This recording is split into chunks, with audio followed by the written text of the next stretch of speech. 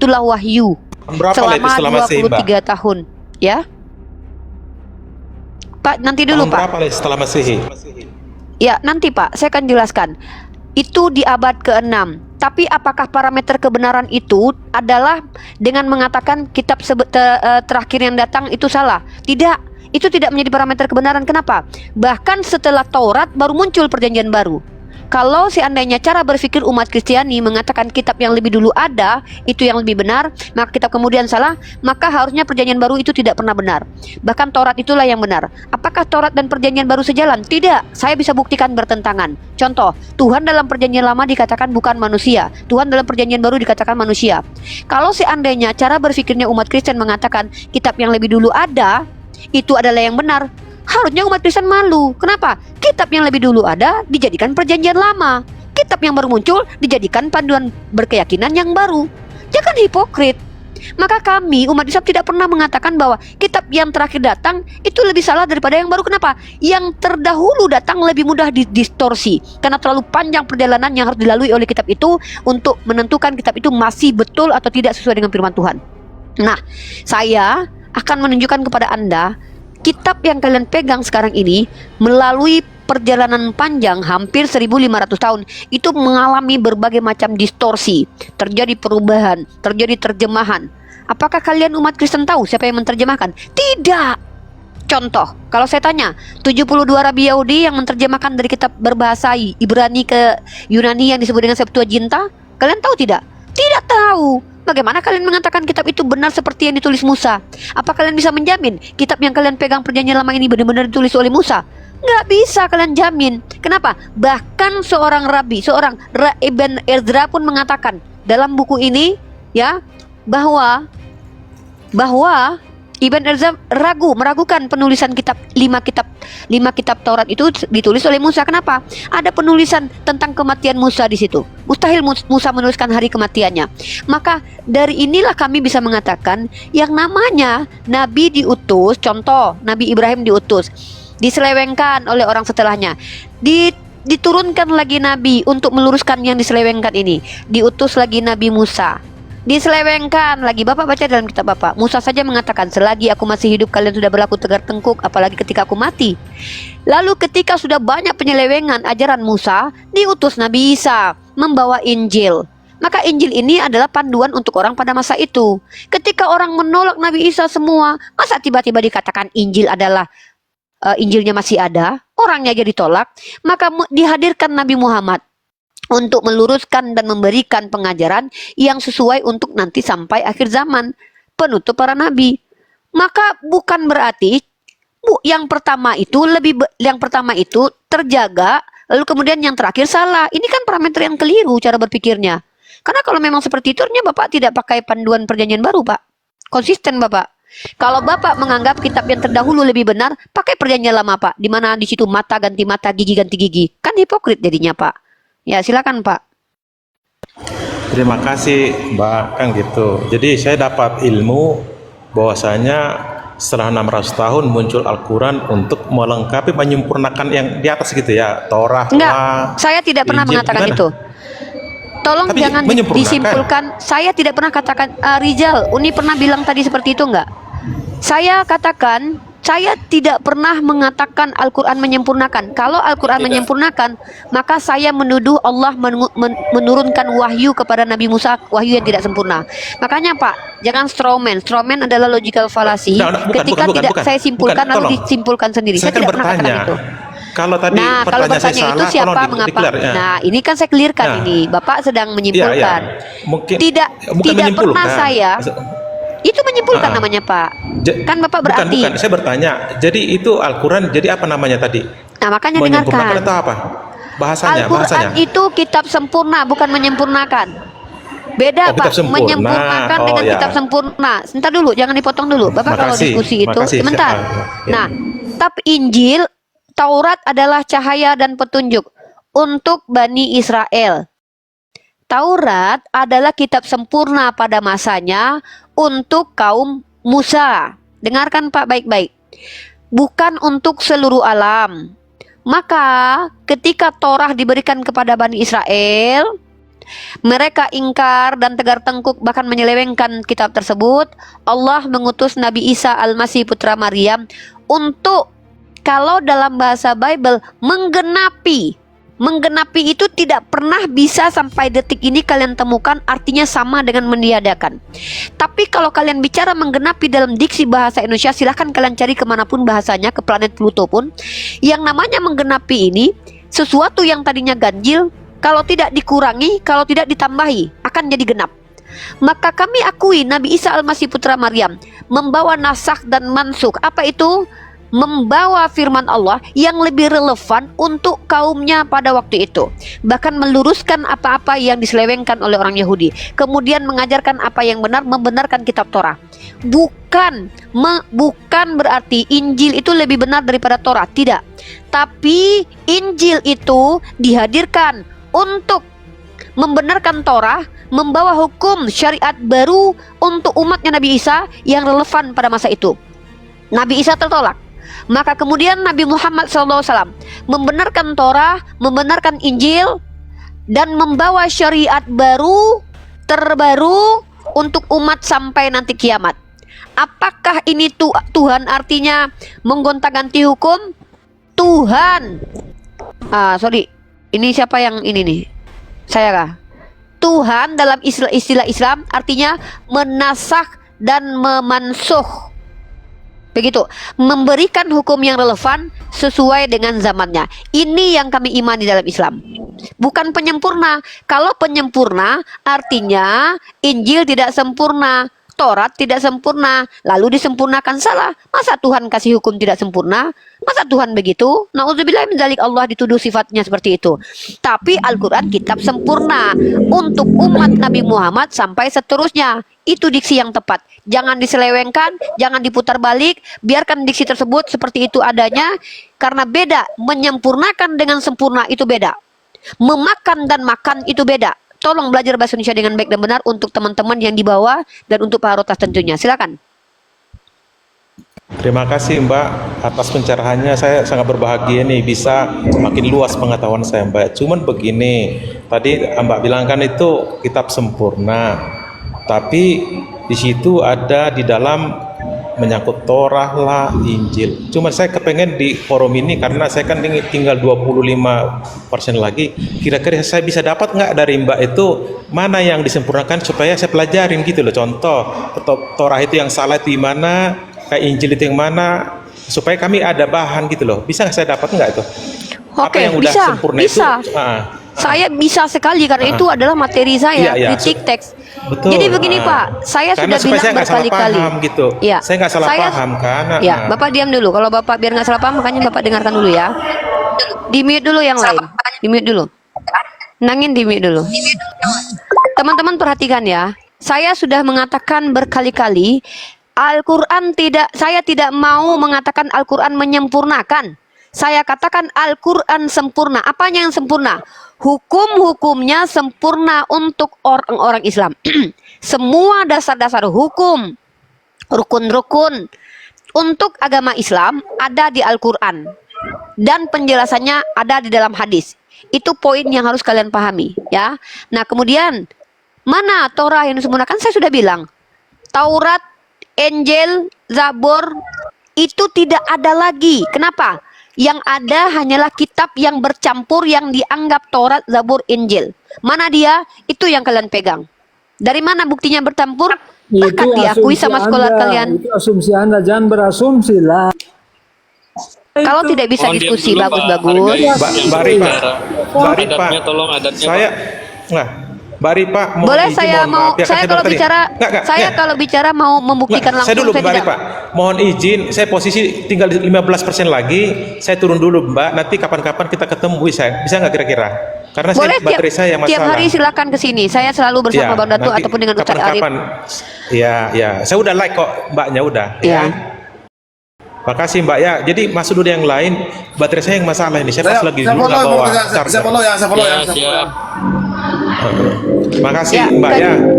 Saya udah tambah ibu Mbak. Ditarik nanti biar makasih bisa diundang. Pak Datuk sama Bang Rizal. Makasih bertiga ya. Sama. Oke, mungkin yang lain saya lah saya lanjut. turunlah.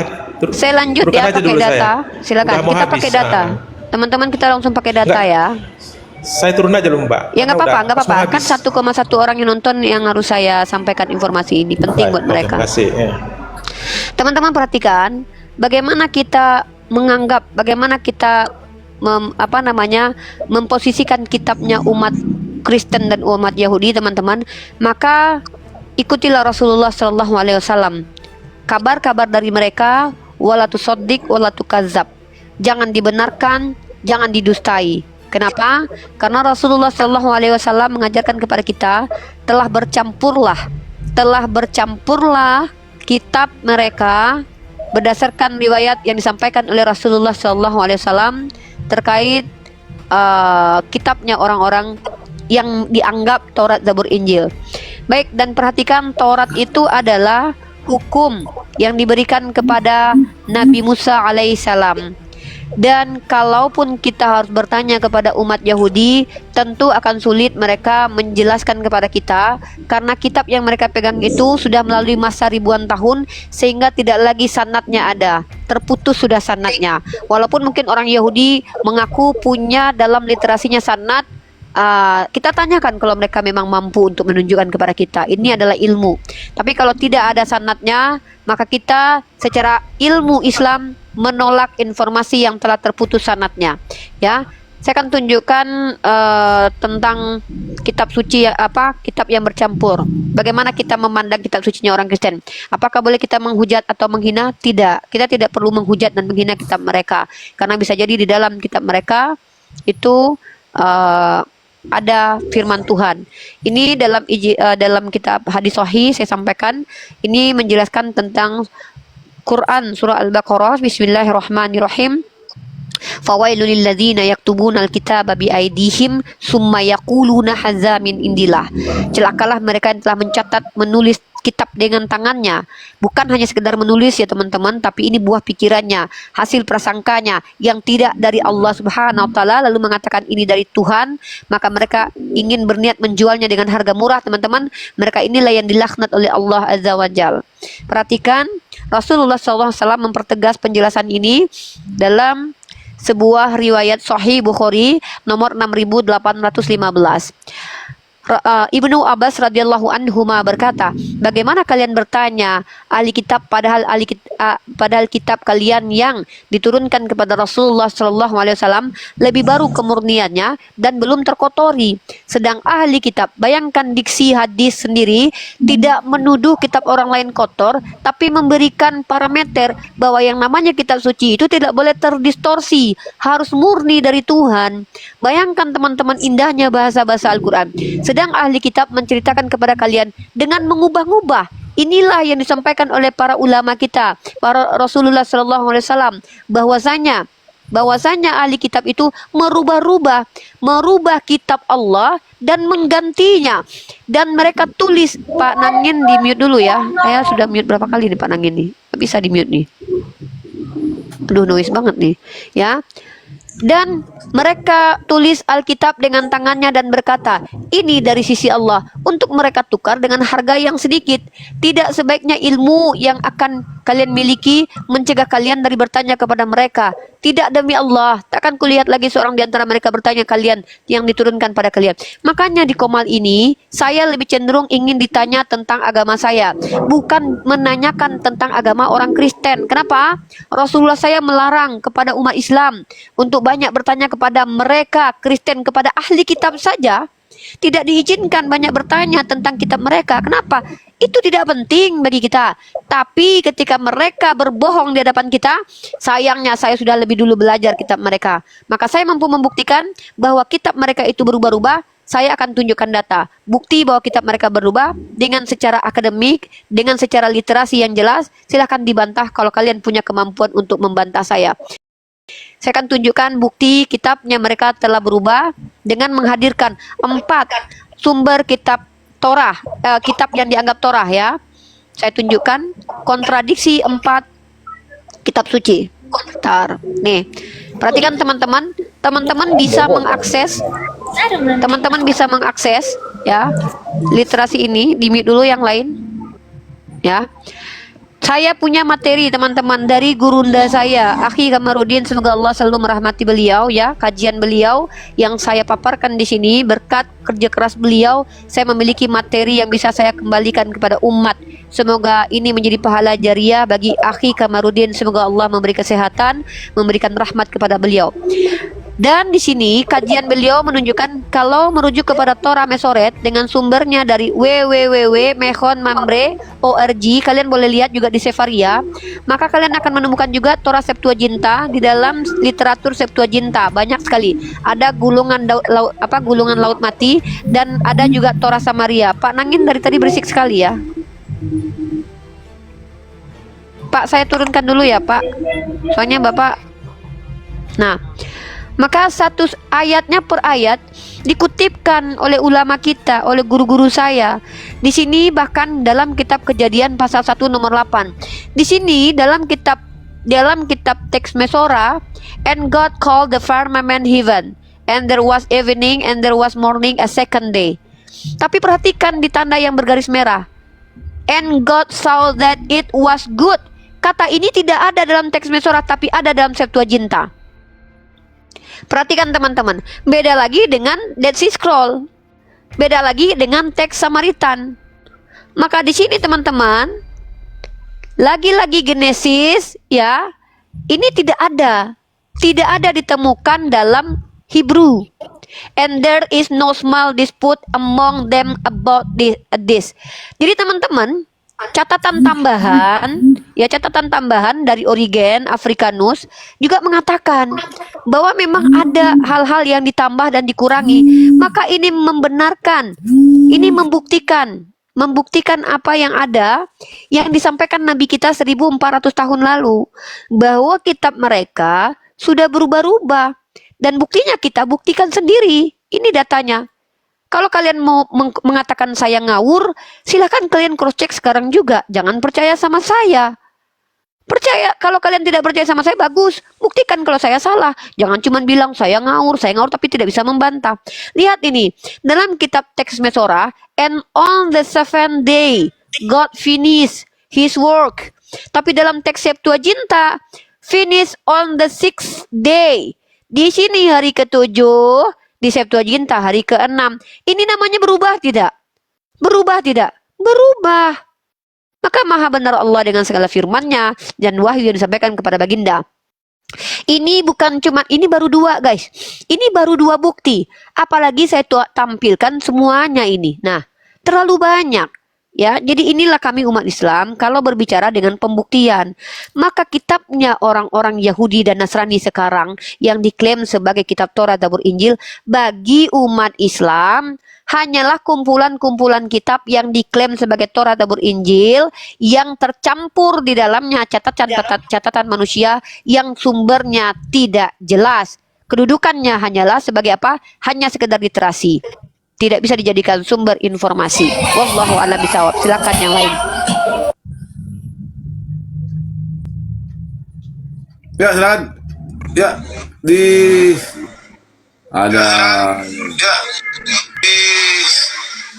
ada angin nih, Miss. Besar, Bang Rizal, bisa dulu Bang Rizal. Ini tidak bisa di mute nih. Bang Rizal, disapa dulu Bang Rizal. Bang Rizal, disapa dulu. Ustaz Arif. Saya yang sapa ya. Saya aja yang ambil alih. Ya, siap. Oke. Di sini Ustaz Arif, assalamualaikum. Pencari jalan pulang. Ya, pencari jalan pulang silakan.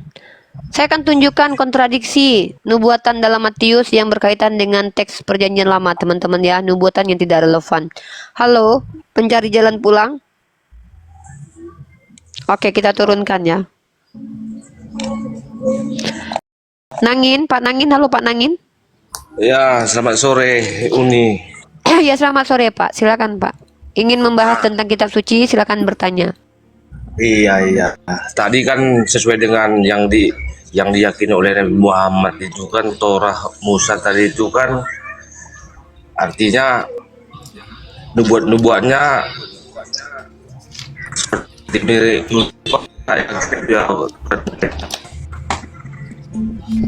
Signalnya putus-putus, Pak. dalam Uniripa yakin tuh ya namanya Taurat Musa itu ya. Yang mana, Halo? Pak? Taurat Nabi Musa? Tidak ada lagi kitab Torah, Pak. Yang ada adalah Allah memberikan kepada kami informasi bahwa Allah pernah berfirman, memberikan Torah dan memberikan aturan-aturan kepada Nabi Musa. Allah kutipkan, Allah ulangi kembali apa yang pernah disampaikan kepada Musa. Contoh, Bismillahirrahmanirrahim. Walaqad ataina Musal kitaba wa qaffayna min ba'dihi birusul. Kata Allah, kami berikan Musa, ya, Allah memberikan Musa kitab. Kitab itu apa? Dari kata-kata ba, informasi, wahyu, ketentuan, keputusan, hukum dari Allah. Nah, yang disebut dengan Torah. Lalu Allah memperkuat Nabi Isa dengan Ruhul Kudus atau malaikat Jibril, dan dia diciptakan dari kalimatullah. Jadi di sini kami tidak ada kepentingan mencari tahu mana kitab Torah, karena bahkan menurut orang Yahudi sendiri kitab Torah itu untuk mereka, bukan untuk seluruh alam. Karena dalam kitab Ulangan dikatakan sebab Taurat itu adalah kitab untuk Bani Yakub alaihi salam, karena beliau adalah nabi. Oh iya ya. Jadi itu sampai sekarang nggak iman itu ya. Taurat itu ya, Taurat Musa itu ya, nggak diiman itu ya. Kami imani kitab Torah. Beriman itu bukan berarti menjadikan kitab. Kami beriman ada iblis, Pak, bukan berarti kami harus ikuti iblis. Beriman itu artinya percaya. Yang Ya, dipertanyakan Bapak kan salah, Bapak salah memahami kata iman. Iman itu artinya percaya. Iya, percaya Bahwa nggak itu? sesuatu. Saya percaya Torah, nggak? tapi bukan untuk saya. Bapak paham nggak? Makanya jangan potong dulu. iya, Orang iya, iya. Kristen sering salah memahami makna kata arti iman. Seolah-olah iman itu menurut kalian artinya adalah ketika beriman kepada Taurat artinya jadikan Taurat sebagai panduan berkeyakinan. Tidak begitu. Kami beriman bahwa ada iblis bukan berarti kami ikuti iblis. Kami beriman pada malaikat bukan berarti kami menuhankan malaikat. Beriman itu percaya sesuai porsinya. Apa perintah iman kepada kitab terdahulu? Percaya bahwa kitab itu dari Allah untuk Bani Israel. Artinya saya percaya kitab Torah untuk Bani Israel. Lalu apa urusan dengan saya? Sama seperti ini. Saya, orang tua saya kasih uang 50.000 untuk saya. Sebentar, jangan pakai tapi dulu. Bapak tidak paham, tidak masalah. Saya tidak berkewajiban membuat paham. Orang tua saya memberikan adik saya uang 50.000. Dan juga memberikan kakak saya uang 100.000. Saya beriman bahwa uang yang diberikan kepada kakak saya itu dari mama saya. Percaya, beriman saya. Percaya. Bukan berarti uang 100.000 itu untuk saya. Tapi saya percaya bahwa uang yang 100.000 itu diberikan mama saya kepada kakak saya. Kenapa ditanya uangnya ke saya? Kan saya percaya bahwa uang itu untuk abang saya. Kenapa ditanya ke saya? Mana uangnya 1.000 loh? Kan saya percaya kalau uang itu diberikan kepada abang saya. Sama. Kami percaya kitab Torah diberikan kepada Musa alaihi salam. Artinya Nabi Musa itu membawa kitab dari Allah. Itu keyakinan kami. Bukan untuk kami. Kenapa? Bagi kami, zalikal kitabul la raiba fi. Bagi umat Islam, umatnya Nabi Muhammad, kitabnya adalah Al-Quran. Bagi Bani Israel, kitabnya ada beberapa. Kepada Moses diturunkan Torah, kepada David diturunkan Zabur, kepada Isa Al-Masih diturunkan Injil. Maka 3 kitab ini diingkari oleh kaumnya, tidak terjaga. Karena apa? Memang Allah tidak berjanji untuk menjaga. Tetapi karena Allah tidak lagi mengutus Nabi setelah Muhammad ibnu Abdullah, wajar Allah berjanji menjaga. Kenapa? Tidak ada lagi pelurusan nanti. Yang ada hanyalah hari akhir yang menunggu. Barang siapa tidak ikut, masuk neraka. Barang siapa ikut, silakan, ada bagian untuk kalian. Jadi Al-Quran adalah kitab yang dibawa oleh Nabi akhir, Nabi penutup para Nabi. Tidak ada lagi Nabi setelahnya. Maka Allah janjikan, Bismillahirrahmanirrahim, Inna nahnu nazalna zikra wa inna lahu lahafidun. Allah janjikan, kami yang turunkan Al-Quran, kami yang menjaga. Tapi kenapa Taurat tidak dijaga? Wajar, karena Allah sudah tetapkan nanti untuk melihat kelakuan umat Tegar Tengku ini. Maka mereka dosanya apa? Merubah kitab mereka. Maka untuk kasih sayang Allah tetap kepada makhluk, walaupun Allah tahu kelakuan Bani Tegar Tengku ini, Allah kan utus Nabi Isa untuk meluruskan apa yang telah diselewengkan. Ketika Nabi Isa pun tertolak, apa ajarannya diselewengkan, terdiri dari berbagai macam denom, bahkan itu di abad-abad pertama. Arius mengatakan dia adalah ciptaan, Athanasius mengatakan dia sehakikat dengan Bapa, Ebionit mengatakan dia bukan setara dengan Bapa. Terlalu banyak sumber, terlalu banyak pemahaman, berkecamuk semuanya pada waktu itu, saling baku hantam pada waktu itu. Sebagai bentuk kasih sayang Allah, ya Bapak nggak apa-apa, Bapak signal, iya signal Bapak bermasalah, Bapak ya duduk aja dulu, standby aja dulu. Kalau nggak Bapak cari dulu signal yang bagus, karena terganggu kita lagi. Kita edukasi Islam Pak, kita lagi bukan ingin butuh penjelasan Kristen. Maka kemudian dengan hadirnya Nabi Muhammad SAW, Rasulullah diberitahukan bahwa kitab-kitab terdahulu itu datang dari Allah semua, tapi bukan kitab yang kalian pegang. Karena kitab yang kalian pegang adalah kitab yang bercampur antara bisa jadi ada firman Tuhan, bisa jadi wallahu a'lam bishawab, dengan karangan-karangan manusia. Ibarat kata dalam satu karung tidak bercampur antara berlian dengan kaca. Berliannya hanya 5% bisa jadi, dan kacanya 95%. Bagaimana mau mengambil kebenaran, mengambil berlian di dalam karung yang bercampur antara berlian dan kaca? Maka bentuk kasih sayang Allah, Allah kasih parameter, Allah kasih alat pengukur. Allah turunkan Al-Quran. Sejalan dengan Al-Quran, ambil. Bertolak belakang dengan Al-Quran, tinggalkan. Maka kami umat Islam tidak perlu mencaci kitab kalian, tapi kami menganggap bahwa itu hanya literasi, di mana di situ adalah kata-kata bercampur antara karangan manusia yang tidak jelas dengan bisa jadi ada firman Tuhan. Karena memang kalian mengambil Ya, Assalamualaikum, kitabnya ya. orang Yahudi. Bentar dulu Pak Brahmana. Inilah Assalamualaikum, mohon saya izinkan Bapak untuk naik ke berbicara. sini, jangan minta izin dulu untuk bicara. Bapak ini kan jadi tamu. Tamu itu kalau tidak disuruh duduk, jangan duduk dulu. Kalau tamu itu sudah dipersilakan masuk, pasti nanti ada arahan dari yang punya rumah. Apakah disuruh duduk atau disuruh diusir pulang lagi? Bapak mic dulu, karena kalau Bapak langsung minta izin bicara, Bapak tidak menghargai orang yang sudah masuk, yang dari tadi diam. Nah, ini Qomal Islam. Prioritas kami mensiarkan agama Islam, bukan untuk buang-buang waktu mendengarkan penjelasan kalian tentang agama kalian. Walaupun kami izinkan kalian menjelaskan agama kalian. Enggak Mbak, enggak gitu. Pak Brahbana, Anda Tolong tamu, bacakan pakai dalil. silakan turun ke bawah kalau tidak Ya, tidak tolong layak bacakan menjadi pakai tamu. dalil. Di sini saya bukan pembantu Anda. Anda bukan siapa-siapa saya. Anda bukan orang yang masuk di kelas saya lalu bayar SPP per bulan. Kecuali Anda bayar SPP per bulan, saya ikuti mau Anda sebagai seorang dosen atau guru. Anda bukan siapa-siapa, hanya bertamu, tiba-tiba kurang ajar.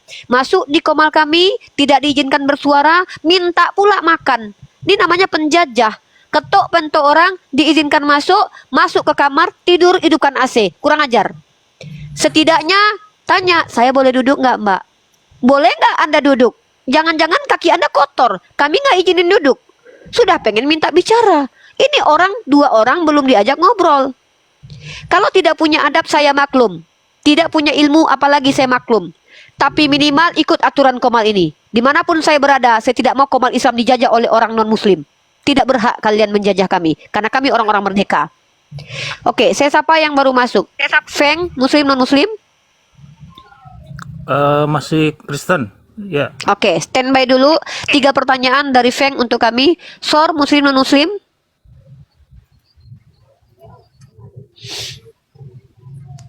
Sor, muslim non-muslim? Kalau tidak bersuara kita turunkan, kita isi slot kosong dengan non-muslim yang ingin berdiskusi, yang ingin tahu tentang Islam. Kalau tidak, kita turunkan saja. Samuel, muslim non-muslim? Akun gundul semua ini. Ya, Samuel, muslim non-muslim? Samuel, muslim non-muslim? Oke, standby. Feng, kalau tidak bersuara dalam beberapa detik, singkirkan saja. Feng, silakan Anda punya hak untuk bertanya 3 pertanyaan maksimal sebelum nanti di-rolling kepada orang non-muslim lainnya. Silakan Feng. Pertanyaan terkait kitab suci kalau perlu, karena materi kita lebih fokus membahas tentang kitab suci. Silakan. Jika kitab suci atau Alkitab itu bercampur, berarti ada yang kakak katakan tadi, ada yang murni, ada yang enggak. Kira-kira yang murni menurut kakak itu yang mana, Kak? Oke. Saya tidak diberitahukan mana yang murni mana tidak, tapi saya bisa membuktikan kalau kitab itu bercampur. Contoh, ya, saya tunjukkan buktinya bercampur. Ya, pakai data ya. Oke. Pertama, kitab Taurat, 5 kitab Musa yang diklaim sebagai kitab yang ditulis oleh Musa. Mungkin saya pakai buku saja nih. Ini teman-teman, kalau ini silakan dibeli bukunya yang ditulis oleh Pak Donditan, ya, yang beliau adalah penggali ilmu tentang kristologi. Teman-teman boleh mencari tahu apakah yang beliau sampaikan ini benar atau tidak dengan belajar. Teman-teman perhatikan, ya, bercampurnya kitab suci orang Kristen dan orang Yahudi terbukti dengan adanya komplain dari Ibn Ezra. Ibn Ezra yang mengkomplain, karena Ibn Ezra mengatakan masalah mulai timbul ketika ayat-ayat dalam 5 kitab Musa mulai diteliti secara cermat dan dipertanyakan di kalangan internal Yahudi sendiri. Abraham di halaman ketiga, teman-teman ya. Bukunya judulnya adalah Kontradiksi 4 Gospel dalam Bible, ya. Ini volume 1. Di sini teman-teman, di sini dikatakan Abraham Ibn Ezra adalah orang pertama yang mengatakan bahwa kitab kejadian kematian Musa tidak ditulis oleh Musa. Teman-teman tahu? Teman-teman tahu tidak? Kalau orang Kristen mayoritas mengklaim kematian Musa ditulis oleh siapa? Prasangka mereka, dugaan mereka, Yosua. Ini saja sudah jelas bercampur. Konon katanya kitab kepada Musa tiba-tiba ditambahkan oleh tulisan Yosua. Ya, dan apakah betul? Kita tidak pernah tahu. Bagaimana cara menggali secara ilmiah? Orang kitab yang mereka pegang saja belum tentu ditulis oleh Musa kok. Buktinya loh batu yang diberikan kepada Musa memang sampai sekarang memang ada. Bagaimana kita mau membuktikan bahwa yang ada di loh batu itu sejalan dengan di kitab mereka yang mereka pegang sekarang? Loh batunya sudah tidak ada. Bahkan autografanya sudah tidak ada. Berbeda dengan Al-Quran karena di metode hafalan penjagaannya. Validasinya dengan hafalan. Nah, tapi kitab mereka adakah yang hafal? Orang Yahudi memiliki ada dua kitab ya, Torah CBLP dan Torah Sebiktav. Torah Sebiktav Torah tertulis, Torah CBLP Torah yang dihafalkan, Torah lisan. Nah, bagaimana kita mau membuktikan bahwa kitab mereka semua itu betul-betul ditulis oleh Musa? Bagaimana caranya membuktikan? Kita hanya mendengar dari mulut ke mulut. Jadi tidak bisa kita buktikan bahwa kitab itu betul-betul ditulis oleh Nabi Musa alaihissalam, ya. Karena bahkan dalam bukunya Pak Dondi ini dikatakan, bahkan para scholar mereka sendiri ya mengatakan, saya bacakan di sini, sejarah tersusunnya perjanjian lama di halaman kedua, teman-teman. Nah, kitab Tanakh disusun oleh orang-orang Yahudi bangsa Israel ketika mereka keluar dari pembuangan Babel, ya. Ini bukan menurut orang Islam, teman-teman ya. Ini disampaikan Pak Dondi dalam bukunya. Kalian boleh kritisi buku ini, tapi tolong pakai data ya. Kritisi pakai data, jangan pakai kebencian. Karena Pak Dondi pun adalah orang yang belajar, mempelajari. Kemudian kitab ini diselesaikan oleh Ibn Ezra. Ini pun tradisi dari mulut ke mulut menurut orang Kristen. Belum lagi katanya kitab Septuaginta ditulis oleh 72 orang Rabi Yahudi. Apakah kalian tahu betul-betul Rabi Yahudi 72 orang itu benar-benar ada? Siapa namanya? Bagaimana kalian mau tahu? Bagaimana kalian bisa membuktikan bahwa mereka adalah orang-orang yang betul-betul paham kitab suci mereka? Maka ini disebut dengan bercampur dengan karangan manusia. Nah, bukti tercampurnya dengan karangan manusia ada surat Paulus di situ. Bahkan teman-teman tahu tidak? Dalam surat Paulus tidak semua diakui, bahkan diperdebatkan bahwa apakah betul itu surat Paulus atau tidak. Di kalangan mereka sendiri masih bingung mana apakah ini surat Paulus atau tidak, seperti surat Tesalonika, itu pun mereka masih perdebatkan. Ini yang disebut dengan bercampur dengan karangan manusia. Bang Datuk jangan pindah alam, Bang Datuk. Nanti rungkat rum Bang Datuk. Bang Datuk. Nah, Aduh, kok terus tuh. bukti kalau kitab mereka bercampur satu lagi, terjadi banyak kontradiksi. Contoh, teman-teman kalau lihat kitab Tawarikh dengan kitab Samuel, ada diksi yang menceritakan sesuatu yang berbeda diksinya. Seperti tentang Tuhan murka dan menyuruh Daud menghitung. Di ayat lain dikatakan iblis yang menghasut. Jadi ini namanya apa? Ini namanya kontradiksi, ya. Jadi begitu cara membuktikannya, Feng. Jadi kami ketika membuktikan bukan mencarikan mana kitab aslinya. Ngapain orang kitab aslinya nggak ada lagi kok? Kan begitu. Silakan. Bisa nanya, Ripa? Umat Kristen di sini bertanya, dan pertanyaan kalian pun adalah pertanyaan yang memang bermanfaat. Tapi kalau pertanyaan kalian pertanyaan-pertanyaan yang tidak bermanfaat buat peradaban, saya berhak untuk tidak menjawab, ya. Karena saya bukan Google, ya. Saya adalah seorang pembelajar. Silakan bertanya satu pertanyaan. Belum, Feng masih ada 2 pertanyaan lagi. Feng, silakan pertanyaan selanjutnya. Anda baru hadir, Anda mute dulu. Nanti Anda diberi kesempatan maksimal 3 pertanyaan. Satu orang maksimal 3 pertanyaan. Silakan Feng, pertanyaan kedua. Silakan Feng, pertanyaan kedua. Feng? Feng? Halo Feng? Dibuka mic-nya Feng? Dibuka Feng? mic-nya, Feng. Dibuka mic-nya. mic-nya.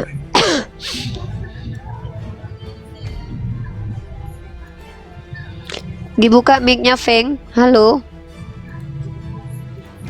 Ya, mungkin Dek, mau silakan PS hati. Ya, saya kasih data terakhir ya untuk menunjukkan adanya percampuran kitab suci dengan perkataan yang tidak jelas sumbernya. Kita lihat dalam 1 Yohanes pasal 5 nomor 7 menurut orang Kristen sendiri ya. Jangan menurut Unirifa. Menurut orang Kristen sendiri. 1 Yohanes pasal 5 nomor 7. Saya akan tunjukkan beberapa bukti percampuran dengan karangan Epimenides dan juga banyak sekali ya. Dengan dongeng pun ada campurannya ya. Pertama kita buktikan dulu kitab ini bercampur teman-teman. Teman-teman perhatikan 1 Yohanes pasal 5 nomor 7. Menurut scholar mereka kitab ini seperti apa? Data ini seperti apa? Perhatikan. Dalam Tafsir Yerusalem dikatakan bagian ayat ini tidak terdapat dalam naskah-naskah Yunani yang paling tua dan tidak pula dalam terjemahan-terjemahan kuno, bahkan tidak dalam naskah paling baik dari Vulgata. Bagian ini kiranya aslinya sebuah catatan di pinggir halaman, salah satu naskah terjemahan Latin yang kemudian disisipkan ke dalam naskah-naskah oleh penyalin dan akhirnya bahkan disisipkan ke dalam beberapa naskah Yunani. Karenanya bagian ini pasti tidak asli, teman-teman ya. Kemudian saya akan tunjukkan lagi bahwa ada dongeng yang bercampur dengan kitab sucinya orang Yahudi dan Kristen, dan itu tidak disampaikan oleh Unirifa tapi disampaikan oleh lembaga Alkitab Sabda ini lagi-lagi teman-teman ya. Bahaya kalau mereka sudah mulai jujur ya. Perhatikan teman-teman ya. Jadi cerita Yotam tentang pohon raja dalam kitab Hakim pasal 9 nomor 7 dan cerita Yoas tentang rumput duri dan pohon ara dapat disebut dongeng. Perhatikan, bercampur dengan dongeng. Lanjut, bahkan Paulus pun mengajarkan dongeng itu adalah sebuah kenyataan yang ya mau tidak mau harus diterima umat Kristiani. Israel sebagai suatu peringatan dan mereka semua minum minuman rohani. Dan menurut tafsir Yerusalem, ada sebuah tradisi Yahudi yang mengatakan bahwa satu batu karang yang disebut dalam bilangan mengikuti Israel di padang gurun. Menurut pandangan Paulus, batu karang itu melambangkan Kristus. Ini pandangan pribadi ya. Ternyata kalau kita lihat di tafsir ND-nya, menurut suatu dongeng, ini dianggap dongeng. Paulus menggunakan dongeng itu sebagai mengandung perlambangan mengenai Kristus. Ini yang bicara bukan kita, teman-teman. Tetapi siapa? Tetapi umat Kristen sendiri, para scholar mereka sendiri. Bahkan teman-teman perhatikan teman-teman, Paulus sendiri mengutip perkataan itu ripa panjang kali lah itu. kalau tidak sabar turun aja bang. Di sini tempat edukasi bang, bukan tempat kalian untuk suka-suka kalian. Di sini tempat edukasi kok. Di sini tempat edukasi tentu panjang kali lebar harus disampaikan. Namanya juga edukasi. Mungkin kamu nggak pernah sekolah ya bang. Di sekolah itu sampai berjam-jam bang. Guru di situ berbicara. Dan saya juga akan menunjukkan betapa adanya percampuran dengan kisah pagan teman-teman ya. Yang dikutip oleh Paulus dalam Kisah Para Rasul pasal 17 nomor 28. Sebab di dalam Dia kita hidup, kita bergerak, kita ada. Seperti yang telah juga dikatakan oleh pujangga-pujanggamu. Paulus mengutip perkataan filosof yang tidak berasal dari Yahudi ya. Maka ajaran ini pun menjadi ajaran bercampur antara ajaran pagan Yunani dengan ajaran orang Yahudi, dan itu dibuktikan dengan beberapa ritual-ritual yang mengikuti ritual pagan Romawi. Silakan bertanya. Feng, pertanyaan kedua. Kan ada kitab Taurat, kitab Zabur, kitab Injil. Jika ini buat yang lain yang mengharapkan kitab Injil yang asli, kira-kira dari yang di dalam Alkitab itu ada yang asli nggak kak? Mengharapkan kitab Injil yang asli saya nggak ngerti maksudnya apa. Pemahaman pemahamannya tentang Injil dalam perspektif Islam itu apa? Ada kitabnya, ada tulisannya. Nggak ada. Injil itu diinformasi seperti gini. Ada Nabi Isa. Apakah Nabi Isanya ada? Ada Nabi Musa. Percayalah bahwa ada Nabi Musa. Terus kami harus mengatakan ada Musa sekarang. Musanya sudah wafat. Nabi Isanya sudah diangkat. Caranya begitu memahami kitab Injil. Kitab Injil itu apa? Pernah ada Injil diturunkan kepada Nabi Isa yang datang dari Allah. Begitu cara kami beriman. Saya ulangi sekali lagi. Mengimani kitab Injil dan Torah dan Zabur, mengimani bahwa itu datang dari Allah kepada Nabi Daud, Nabi Musa dan Nabi Isa untuk kaumnya. Mana dia? Mana saya tahu. Saya kan bukan Bani Israel. Kitab saya Al-Quran. Mengimani kitab itu datang dari Allah, diberikan kepada kaumnya, dan juga diselewengkan. Dari mana kami tahu kalau itu diselewengkan? Allah yang katakan. Bukankah Allah mengatakan bahas itu? apa sih ini? Ya itu kan bagian dari Islam. Allah sudah katakan kepada kami bahwa mereka sudah bercampur. Dalilnya mana? Afatatma'una ayyu'minu lakum wa qad kana fariqum minhum yasma'una kalamallahi summa yuharrifuna. Mereka merubah dengan akalnya. Jadi kami diberitahu oleh Allah, ketika mereka mendengarkan kalam Tuhan, mereka rubah-rubah. Maka yang ada adalah kitab yang sudah berubah. Asli yang mana? Mana saya tahu. Apa urusannya sama saya? Emang saya harus cari? Ya enggak lah. Gitu. Oke, maksudnya gini, supaya kita ini sebagai orang Kristen juga bisa melepaskan doktrin-doktrin yang sudah pernah ada, kan kayak gitu. Jadi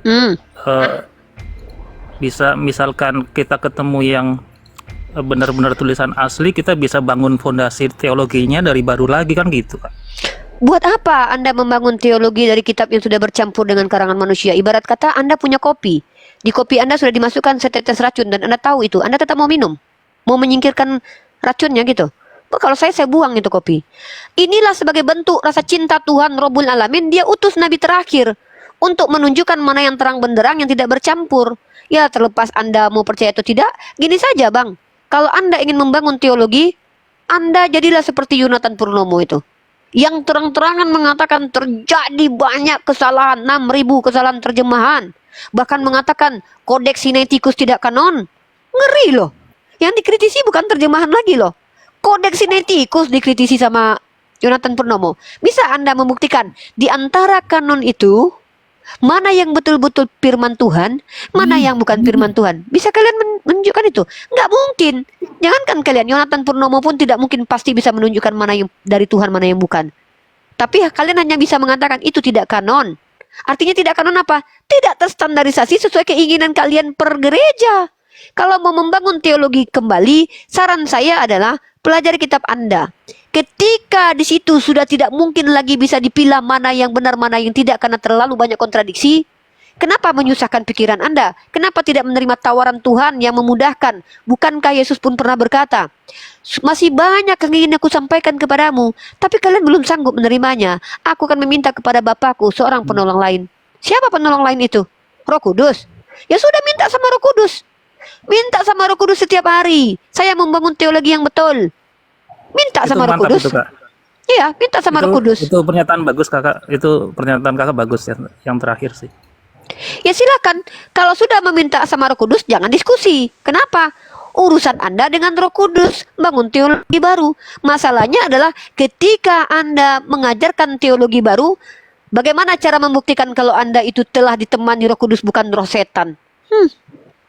Kalau kami jelas, Menurut Kakak, bagaimana cara kami menentukan bahwa Al-Quran itu bukan dari setan? Pertama, kami buktikan bahwa nabinya adalah orang yang benar. Informasi yang dibawanya pasti kabar benar. Begitu cara kami. Bagaimana cara membuktikan bahwa Al-Quran adalah kabar yang benar? Maka teman-teman perhatikan. Saya punya buku dari Ustadz Muhammad Nuruddin, membuktikan Al-Quran sebagai kalam ilahi. Ini menggunakan sudut pandang filsafat, karena beliau seorang pembelajar filsafat. Bahkan tanpa buku ini pun kita bisa menggunakan naluri kita menentukan mana kalam ilahi yang mana bukan. Kalau kalam ilahi teman-teman, maka Tuhan sudah mengatakan Al-Quran sudah memiliki parameter. Kalam ilahi syaratnya menurut Al-Quran dalam surah An-Nisa ayat 82, tidak mungkin ada kontradiksi. Maka cara mematahkan Al-Quran kalam ilahi, tunjuk ada kontradiksi antara ayat satu dengan ayat lain. Lanjut, kata Allah Subhanahu wa taala, wa in kuntum fi raibim mimma nazzalna ala abdina fa'tu bi suratim min misli. Kalau memang kalian ragu dengan apa yang diturunkan kepada Muhammad, buat semisal Al-Quran satu surah. Kalau Bible sudah ada tiruannya, ada apokrifanya. 1400 tahun, adakah manusia yang mampu, bahkan Allah bilang Ajak penolong-penolong kalian untuk membuat semisal Al-Quran. Kalau karangan manusia pasti bisa ditiru. Bahkan kalian harusnya skolar-skolar Kristen, kalau memang jos, harusnya mampu menyaingi karya yang dituduh karya Nabi Muhammad. Kan kalian misal menuduh nih bahwa Al-Quran adalah karya Nabi Muhammad. Kalian harus lebih hebat daripada Nabi Muhammad karena kalian sudah memiliki alat kecanggihan teknologi kan. Masa kalian kalah sama orang yang ummi bikin karya? Kalau kalian tidak akui itu datang dari Allah, akui Nabi saya lebih tinggi daripada profesor kalian pengetahuannya. Karena apa? Secara sastra Al-Quran terpuji, secara isi tak terbantahkan, bahkan tervalidasi dengan ilmu saintifik. Walaupun Al-Quran bukan kitab saintifik, tapi faktanya tidak ada inkonsistensi, tidak ada kontradiksi, tidak ada anakronisme dalam Al-Quran. Melainkan semakin digali, semakin dicari, semakin jalannya waktu, Al-Quran terbukti sebagai informasi yang tak terbantahkan. Inilah Al-Quran.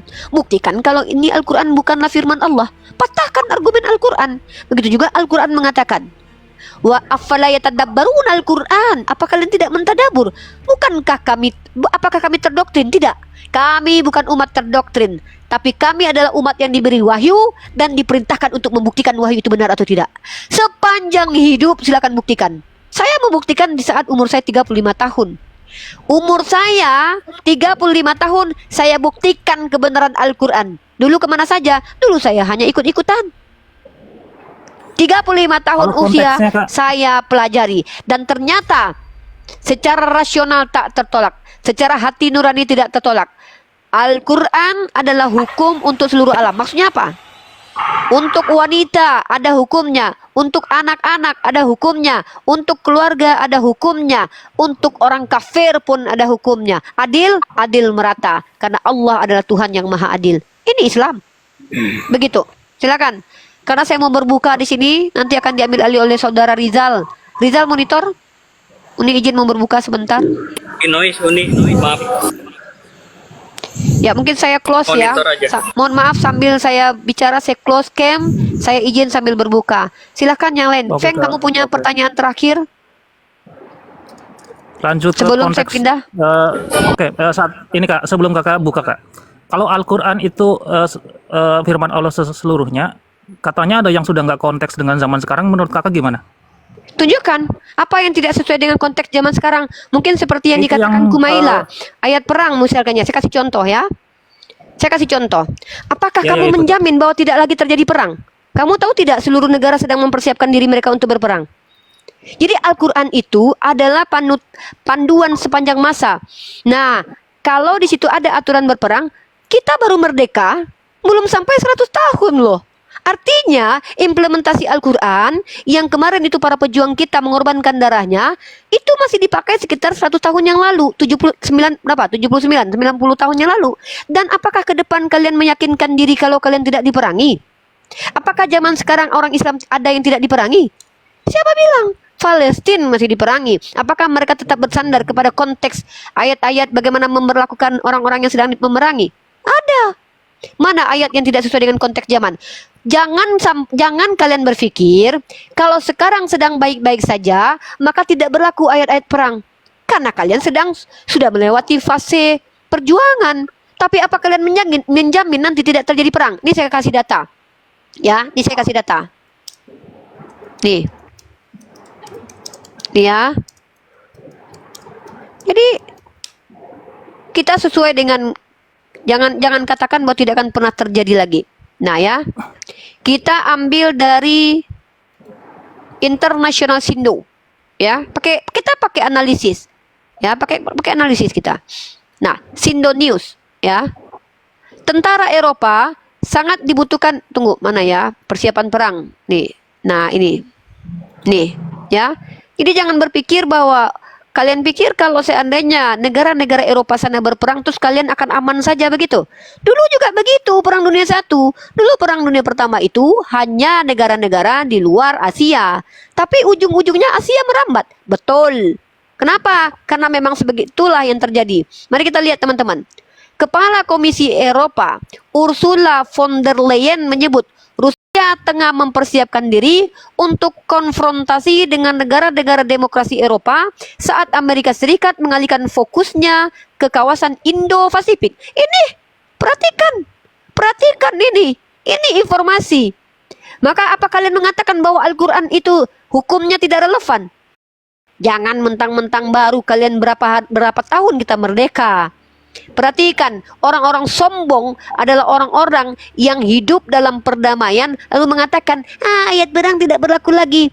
Nenekmu kiper, belum tentu kau tidak menghadapi perang. Jangan-jangan kau adalah orang yang salah satunya akan menjadi budak nanti, dibudaki oleh Rusia dan Eropa. Wallahu alam bisawab. Pada saat itulah kau berkata, benar Al-Quran, ternyata ada tutorial memperlakukan budak dengan benar, dipakai oleh orang Islam sendiri. Perbudak boleh dilayani dengan baik, budak boleh dikasihi, boleh dinikahi. Akan kembali kalian mengatakan bahwa ternyata Al-Quran benar, kami diperbudak sama Rusia. Kalian pikir ketika berperang mereka akan pakai azas hukum negara dunia? Mereka akan pakai acuan PBB. Kawan, kalau sudah berperang kawan, ini ibarat kata kalian sedang menyalakan api untuk rumah kalian. Jangan berharap kalian mau menyelamatkan kamar. Jangan berharap kalian menyelamatkan kasur. Yang namanya perang ini mana yang paling kuat yang bertahan? Belajar perang dunia pertama dan perang dunia kedua. Belajar. Kita masih baru merdeka. Belum nyampe 200 tahun. Jangan sombong, jangan songong. Kehidupan kita ini karena adanya dalil diwajibkan kalian berperang kalau kalian diperangi. Andai dalil itu tidak ada, kalian pikir tuanku Imam Bonjol akan mengorbankan darahnya untuk kalian? Ngapain? Siapa kalian? Mending dia urusi keluarganya. Kalau seandainya para alim ulama tidak ada dalil diwajibkan kalian berperang karena kalian diperangi, kalian pikir dia akan ngurusin negara kita? Siapa kalian? Mending mereka ngurusin keluarga mereka. Orang Aceh akan memberikan emas mereka untuk negara Indonesia. Nehi. Tapi mereka tahu kalau yang mereka lakukan itu adalah perintah Allah Subhanahu wa taala. Apa dalilnya? Diizinkan kalian berperang kalau kalian diperangi. Itu yang mereka lakukan. Kalau tidak ada ayat Al-Quran ini, kalian pikir akan merdeka kita? Weh, dengan teriakan Allahu Akbar loh, tumpah darah pejuang-pejuang kita loh. Bukan dengan teriakan haleluya, by the way ya. Sorry ya, maaf ya, bukan berarti mengecilkan orang-orang Kristen. Ada juga orang Kristen yang berjasa. Ya tapi bukan teriakan haleluya mengejar penjajah gitu, nggak ada ya. Nggak ada. Karena Sedikit penjajahnya ya, Kristen gitu. Pejuang Kristennya sedikit ya Kak. Ya, aku nggak tahu pejuang Kristen pada saat itu yang mana satu orang yang mungkin kita bisa bahas bahwa mereka berjuang karena dalil Bible. Karena di Bible kasihi musuh kan. Kalau di Bible kan ajaran itu tampar pipi kiri kasih kanan, tidak boleh melawan orang jahat kan. Justru bahaya kalau para pejuang itu ikut Bible, nggak mau mereka berjuang. Kenapa? Apabila ditampar pipi kirimu, kasih yang kanan. Ngeri kalau ikut Bible nanti, nggak jadi mereka berjuang. Itu pada prosesnya Kak, ada prosesnya. Maksudnya nggak langsung ditampar, langsung nunjukin pipi kirinya. Saya nggak ngerti ini. Kamu mau menjelaskan doktrin tentang tampar pipi kiri kasih kanan, silakan pakai data. Kalau nggak pakai data jangan. Saya nggak ngerti karena Ya, kamu nanti memahami sendiri proses apa yang kamu Gini, maksud. Saya nggak ngerti. Boleh nggak kamu berperang? Oke, kita bahas ini. Orang Kristen boleh berperang nggak menurut kamu? Kalau konteksnya di mendapat serangan ya boleh berperang. Tunjuk dalilnya. Kalau kami ada dalil. Ini kalau di dalam kitab suci nggak ada ya mungkin ya. Ya sudah, Tapi ya sudah. kalau Berarti itu nggak. Jangan kaitkan dengan agama. Jangan kaitkan dengan agama kalau nggak ada di kitab suci. Mungkin Agama lebih itu tepatnya gitu. kaitannya dengan kitab suci. Kalau pendapat pribadi itu bukan kitab suci ya. Kami nggak perlu dengarkan itu. Berarti Kak, budak berarti bisa konteks tergantung kalau ada perang gitu ya Kak? Perbudakan. Yang kamu tahu tidak kalau berperang itu, kamu bisa menghentikan perbudakan ketika ada berperang? Bisa menghentikan. Kalau bisa nanti kamu yang pertama sekali bikin organisasinya ya. Biar saya ikut nanti. Kalau kamu bisa menghentikan perbudakan ketika orang sedang berperang, saya ikut kamu nanti organisasinya ya. Nggak, maksudnya Ya. kan dulu Arab kan disuruh Amerika nggak hentikan Justru perbudakan. agama Berarti Islam menghentikan perbudakan dengan cara apa? Mengikis sedikit-sedikit perbudakan dengan cara apa? Budak dinikahi, budak dimerdekakan. Coba kamu lihat dalam kitab suci kamu, ada tidak perintah untuk memerdekakan budak? Yang ada hamba-hamba dalam 1 Petrus pasal 8 nomor 12. Hamba-hamba patuhlah kepada majikan yang bukan hanya baik tapi juga bengis. Bahkan kalian diperintahkan untuk patuh kepada majikan yang kelakuannya kayak Dajjal. Baca kitabmu 1 Petrus pasal 2 nomor 18, braderku. Baca adikku. Konteks perbudakan itu dulu kan secara Islam halal gitu ya. Sekarang Bukan secara Islam, brother. Jangan memfitnah secara begitu. kenegaraan. Bukan kenegaraan, brother. Lagi-lagi kamu tidak belajar sejarah. Perbudakan itu dilegalisasi oleh sistem masyarakat, baik orang Yunani, baik orang Yahudi, dalam tablet Hammurabi, ya, bahkan tablet Hammurabi ini lebih dulu ada daripada kitab Torah, ya, itu berapa ribu tahun sebelum Masehi. Dalam kitab Torah, dalam kitab Perjanjian Lama, legitimasi perbudakan ada. Islam hadir untuk berupaya mengikis, tapi tidak mungkin Allah yang tahu bagaimana hamba-hambanya yang punya sikap tegar tengkuk, sistem yang sudah lama dijalankan tiba-tiba langsung dipatahkan begitu saja. Masa Allah ngajarin begitu? Maka Allah mengajarkan Nabi Muhammad untuk ajarkan dengan cara fase by fase, tahap by tahap. Pertama, dengan cara perintah untuk memuliakan budak. Jangan panggil budak. Panggillah anakku, panggillah saudaraku. Jangan panggil budak. Diperintahkan. Pertama, dihentikan dulu dengan secara perlahan. Janganlah panggil budak kalian, budakku, budakku. Tidak boleh. Kemudian apa? Ada perintahnya lagi, merdekakan. Apa perintahnya lagi? Nikahi. Artinya diberlakukan dengan cara sempurna sebagaimana memanusiakan manusia. Ini Islam. Lalu pelan-pelan menghapuskan perbudakan.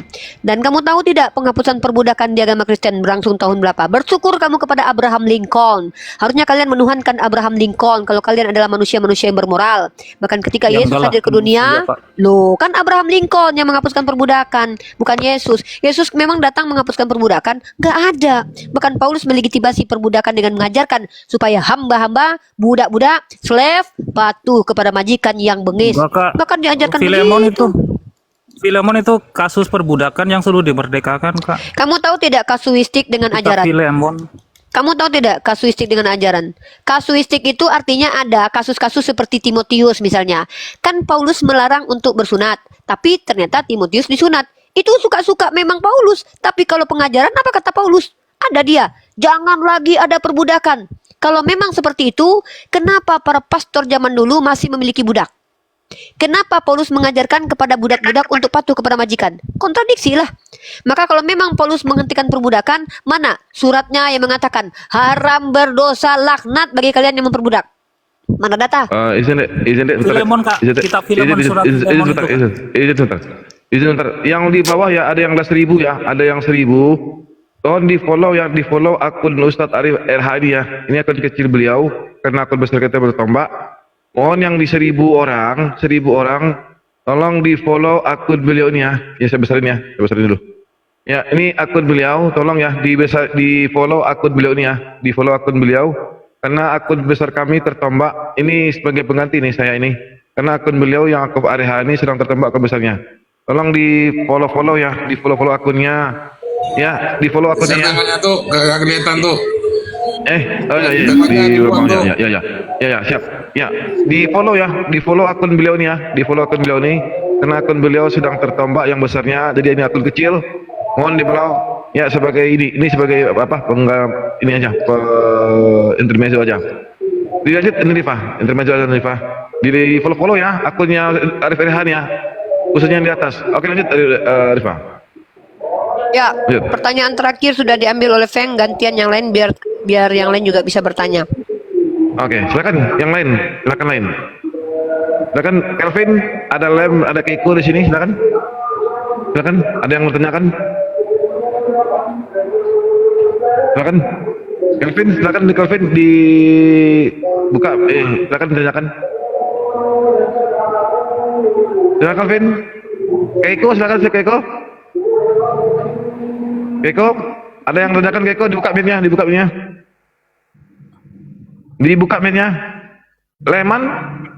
Leman silakan dibuka mic-nya, silakan. Ya di follow akun-akun di atas ya, di follow akun-akun yang di atas. Ya, buat yang Kristen sambil menunggu nih ya. Ya, buat di follow akunnya Ustadz Arif ini karena Ustadz Arif ini akunnya ada 1.000 orang di sini ya. Ada 1.000 orang di sini, mohon di follow akun Ustadz Arif LH di sini. Karena ini akun kami bersama, akun yang besar ditombak oleh Hoten. Jadi mohon di follow akunnya, khusus yang di atas juga ya, ada akun Unirifa, akun Bang Rizal. Silakan Bang Rizal, di siapa Bang Rizal? Ya Pak, izin Pak sebentar lagi di luar dulu ya Pak. Bentar, Oke, siap, bentar siap. lagi nih. Oke, siap. Masih 75 yang follow tuh. Berarti Masih 75 yang follow, masih 75. banyak Oh, kenapa hotelnya itu di masih- sini tuh berarti ya tuh. Hotel semua berarti ya tuh. Ini hotel semua nih. Ini ada 9.000 nih, 1.000 orang nih. 1.000 orang kok masuk hotel semua nih. Tolong dong di follow akunnya Ustaz Arif RH nih. Karena akun ini akun kami ya, akun kami bukan akun beliau saja nih. Ini akun kami karena di sini kami berdakwah. Nanti di situ ada Ustaz Tahta atau gimana bilangnya ya, Ustaz Tahta. Jadi buat yang di bawah yang 1.000 orang, masa 170 yang follow cuma, ya. Karena Berarti- kami ini Berarti penggemarnya Uniriva banyak yang hotel tuh ini. Semua tuh. nggak boleh ini banyak hotel ini. Penggemarnya Uniriva banyak kebanyakan hotel semua ya Pak. Diikutin kemana Uniriva itu tetap diikutin Iya. gitu. Yang Aduh. Arif RH 01, Arif RH 01. Arif RH 01. Yang di tengah yang gambar besar, yang layar besar. Yang layar besar di sini tolong di follow ya. Karena akun ini akun kami bersama. Ya. Ya, silakan buat yang Kristen silakan. Ini ada Lesegar nih, Lea Siregar. Nih. Di sini kita diskusi tidak ada namanya penghujatan atau penistaan. Ya, makasih yang udah follow. Di follow ya akun beliau ya. Ya. Di sini diskusi kami tidak ada diskusi penghujatan. Ya, Siregar selamat malam. Selamat sore. Siregar. Selamat sore Siregar. Ya. Siregar. Siregar selamat sore. Dibuka mic-nya. Ya. Siregar selamat sore. Ya. Mohon ya, masa cuma 200 orang yang follow ini? Ada 1.000 orang ini. Ada yang keburung ini. Masa pengikutnya Uniriva Kristen semua?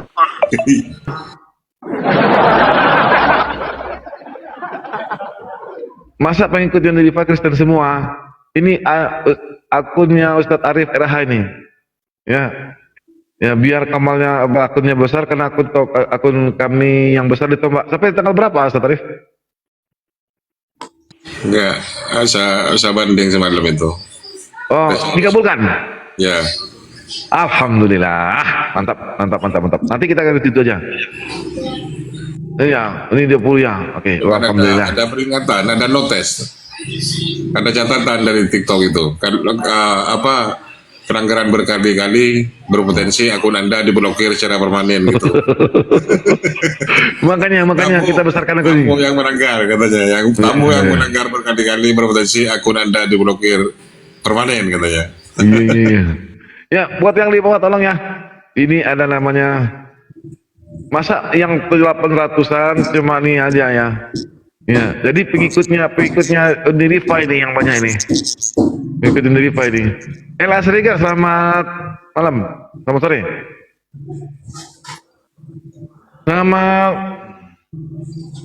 Ini ada yang ada Bang Datu, handle dulu, saya mau sholat maghrib ya. Oke, siap. Nanti kita sampai jam ini ya. Kita sampai jam 7 atau jam siap ya. Di sini sampai jam 6 sore di sini ya. Nanti malam kita pindah ke saya itu sudah saya kasih nomor teleponnya nih, yang nomor bisnis itu nih. Ngerti Pak? Pak. Oh, selamat maghrib dulu. Kita sampai jam 7 di sini, Ustaz. Sampai jam 6 aja. Sampai jam 6 aja. Loh iya, lo mau berbuka juga saya. Iya. Ya, kita sampai jam setengah 6 ya. Sampai jam setengah 6 di sini ya. Sampai jam setengah 6 di sini. Silakan kalau ada yang mau diskusi santai, kita diskusi santai, tidak ada penghujatan, tidak ada namanya penghujatan.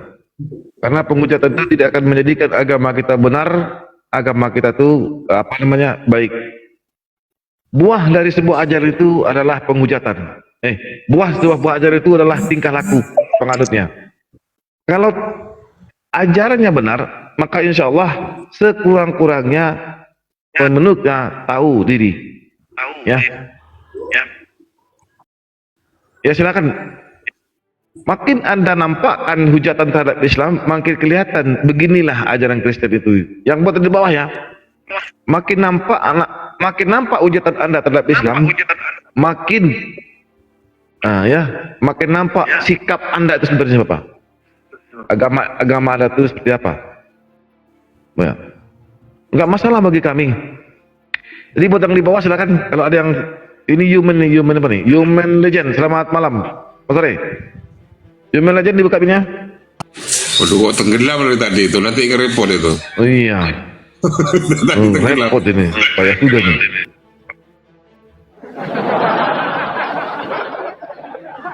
Ya, buat yang di bawah LS Rega, selamat sore, Pak. Selamat sore. Ini mulut vibrator datang lagi tuh. Takut ya kalau saya masuk ya. Ada sahabat dong nih. Aduh. Iya, salat beliau. Gimana? Ini itu kemarin saya udah penanyakan ini ke Riva kemarin, dia nggak jawab, dia takut menjawab ini. Itu Ya, fakta tentang pelan-pelan maksudnya, lah, enggak. maksudnya ajaran Zoroaster dalam Islam itu yang saya penasaran gitu. Aduh, Tentang pelan-pelan bidadari lah, itu. pelan-pelan. Ya, pertanyaan saya itu sebenarnya saya ingin sangat-sangat penasaran dengan fakta adanya ajaran Zoroaster dalam Al-Quran. Apa ini ngomongin apa ini kau nih? Tentang bidadari misalnya, ya. Iya. Tentang ada dua yang sangat penting buat saya. Itu pertama bidadari, kedua tentang jembatan sirat itu, ya. Sebab jembatan sirat itu sama dengan jembatan Sinwat dalam agama Zoroaster. Apa ngomong nggak ngerti aku? Aku nggak paham mau ngomong apa.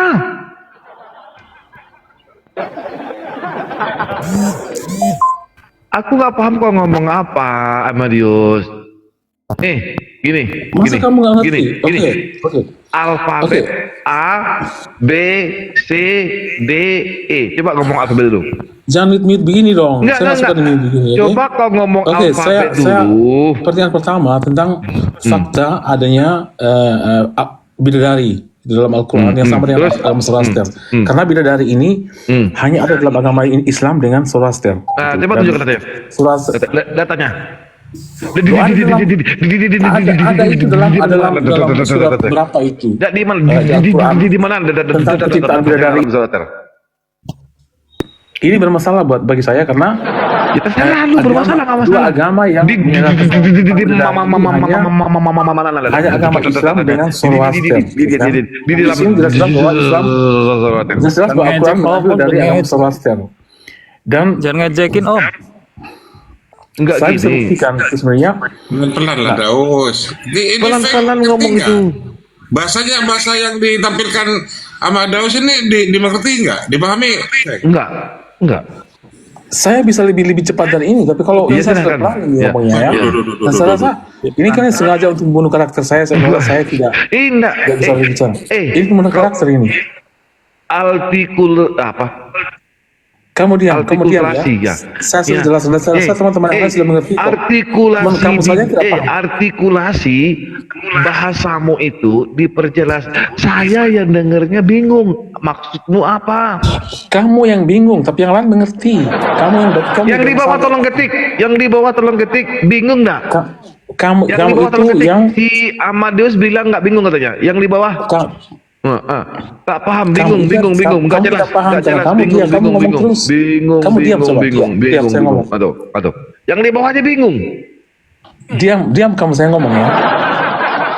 Nah, pertanyaan saya ini sangat simpel sebenarnya dari kemarin ya tentang Gimana? Kenapa saya di mute? Jangan di mute begini dong. Kalau saya ngomong jangan mute begini. Oke. Ibarat saya sangat simpel kemarin tentang fakta agama Zoroaster bidadari agama Zoroaster. Aku nggak ngerti. Bidadari Kau agama itu Zoroaster kecepatanmu tuh 20 desibel. Sementara otak manusia itu cuma 10 desibel. Kamu bodoh dong, nggak ngerti kan? Orang lain ngerti kok, cuma kamu aja yang ngerti. Otak saya dalam menerima perkataan manusia cuma 10 desibel. Sementara kau itu ngomong, 20 desibel. Sekarang kamu diam ya. Saya ngomong pelan-pelan sekarang ya. Saya ngomong pelan-pelan sekarang ya, kamu diam ya. Ya, pelan-pelan, Ini pelan-pelan. saya sudah pertanyakan kemarin ini di Riva, tapi Riva tidak berani ini juga, dia takut juga pindah ini. Dan tentang fakta, Apa sih ngomong fakta apa sih? Batak, kesamaan antara ajaran Al-Quran dengan ajaran Zoroaster tentang bidadari ini. Ini buat kenapa saya pertanyakan ini? Karena fakta tentang bidadari ini tidak ada dalam agama-agama sebelumnya. Apa? Tidak ada bidadari. Ya, bidadari. Ya. Bidadari. Tidak ada dalam agama-agama Ngomongnya bidadari. pelan-pelan deh mas. Mas kamu ada masalah ini ya? Ada masalah cara bicara ya? Enggak, aku sebenarnya bisa ngomong kok sebenarnya bisa saya. Cuma kalian aja enggak, aku sebenarnya saya ngomong agak gimana gitu. Tapi ternyata setelah saya dengerin baik-baik, emang kayaknya ini ya apa? Paham nggak? Agak kesulitan ngomong apa gimana? Paham nggak, Rizal? masa nggak ngerti ngomong saya biasa kok begitu seperti ini kok tiap hari Iya, teman. coba. Cuma kenapa kalian mempermasalahkan ini gitu loh? Dengan apa yang saya sampaikan, kalian diam Coba dan simak apa yang saya sampaikan. ngomong apa coba. Oke. Ini saya pertanyakan kemarin juga di Riva ini tentang Gini, fakta. ini yang kami pertanyakan ini yang saya Kenapa tanyakan kamu kemarin. ngomong terus? Iya. Ini biar saya ngomong. Sekarang kamu sepertinya sengaja mensabotase saya ini. Sabotase ini kamu diam. Dengar dulu. Melawak United ni udah kelihatan goblok ya kan. Ngilu kalian segereja nanti saya buat. Kenapa? Saya bongkar aib agama kalian. Saya bongkar kisah-kisah masa lalu gereja kalian. Silakan naik ke atas, bertanya saja. Ya, silakan. Ini hukum ini, hukum. Hukum sang hukum dan kebenaran ini. Ya, terima silakan. kasih. Saya Ya, bertanya aja sesuai dengan yang dibangun narasi si Ripa ini. Katanya tadi Nabi Muhammad sholat, Anda juga sholat, kan begitu. Nah, Ripa ini katanya mengandalkan data, kan begitu. Nah, saya mau minta datanya lah dulu. Bagaimana Anda sholat dan bagaimana Nabi Anda itu sholat, datanya ya. Tapi sebelum dijawab, perlu Anda ketahui. Sebentar Saya dulu. tahu persis bagaimana umat Islam sholat. Nah, tunjukkan datanya. Saya tanya sama Anda, ketika Jangan saya ditanya tunjukkan lagi. semua data. Tunggu dulu. Anda kan mengandalkan data. Tunjukkan Saya datanya. tanya, kalau saya tunjukkan data semua, saya bukan budakmu loh. Kalau saya tunjukkan semua data, nanti saya minta data kepada Anda. Siapa yang tidak bisa tunjukkan data, bolehkah berpindah keyakinan? Mau pindah keyakinan? Bagi saja, bagi tengok. Masa saya tunjukkan data. Sementara agamamu sendiri nanti nggak ada data, terus kalau lolos gitu aja. Nggak bisa. Mari kita sama-sama deal di sini. Bagaimana kami sholat? Bang Jibril punya data yang sudah ditampilkan kemarin, mulai dari awal sholat sampai Makanya akhir. mau disoal. Diam, ini nggak usah dinaikkan ini orang ini. Iya. Ya. Tapi ketika kau tidak bisa menunjukkan data tentang agamamu, aku dapat apa? Buka kemo dulu. Buka kemo. Saya nggak mau kayak gini teman-teman. Saya bukan pembantumu yang kau suruh saya untuk tunjukkan. Tadi kau kan mengatakan. Saya mengatakan kalian bahwa bertanya mengandalkan data. Tunjukkanlah data. Aku bukan budakmu. Dengarkan sekali lagi. Kita sama-sama berdata. Kami ingin melihat mukamu. Nanti ketika kau tidak mampu menunjukkan datamu, apa konsekuensinya? Aku dapat hadiah apa? Aku capek tunjukkan data satu-satu. Lalu ketika kau tak mampu tunjukkan data, aku dapat apa? Hah? Jadi apa gunanya kutunjukkan data dalam Al-Qur'anku? Lalu apa kemudian yang ku dapat ketika kau tak mampu tunjukkan data di agamamu? Apa? Sebaliknya, jika data yang kamu tunjukkan tidak sesuai, bagaimana juga? Saya orang yang berani. Sekarang saya tanya, kamu tantangannya apa? Kau jawab 1 dulu. juta 1 juta. Kau kirim Kau jangan tantang saya. Buka. Buka kemu. Bagaimana data yang Tuh, aku bukan budak. Ini bukan tempat perbudakan. Buka enak-enak kalian tunjukkan kau data, menantang lalu apa saya, untungnya? tapi kau ditantang balik tak berani. Bagaimana data jika tidak sesuai dengan faktanya? Kau jawab dulu. Diskusi. Saya tahu data sholat. Saya tahu data sholat. Tunjukkan. Sholat. Oke. Awal sholat apa? Apa yang disebut dengan sholat? Tidak perlu kau yang tunjuk. Kau tadi yang mengandalkan. Apa yang disebut dengan sholat? Apa yang disebut dengan sholat? Kau usah banyak cerita. Tunjukkan datanya. Binatang ini orang. Kau pikir aku budakmu? Kami ini bukan orang yang bisa bilang kau saja suruh-suruh. kau tidak bisa. Saya tanya, iya apa definisi sholat secara terminologi? Cepat. Sholat secara terminologi. Binatang nyuruh-nyuruh. Kalau kutunjukkan banyak data, hadis-hadis terkait. Diam kau dulu Kalau aku tunjukkan mulai dari takbir sampai nanti kami salam, dalilnya sampai berbuka aku tunjukkan, aku dapat apa? Sedangkan kau joget-joget di gereja nggak ada datanya.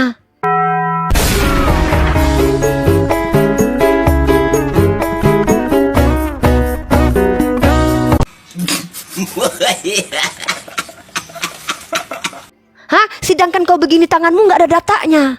Sedangkan kau melakukan liturgimu di gereja nggak ada datanya. Lalu aku ngapain? Ngapain ku tunjukkan semua data?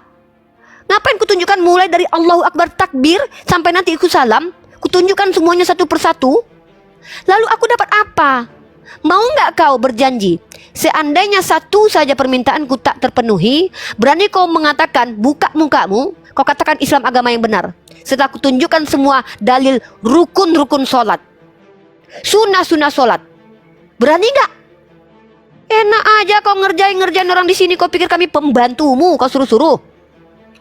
Kupikir kalian bertanya di sini untuk mengetahui wawasan tentang Islam, bukan kau suruh-suruh aku kayak bapak moyangmu.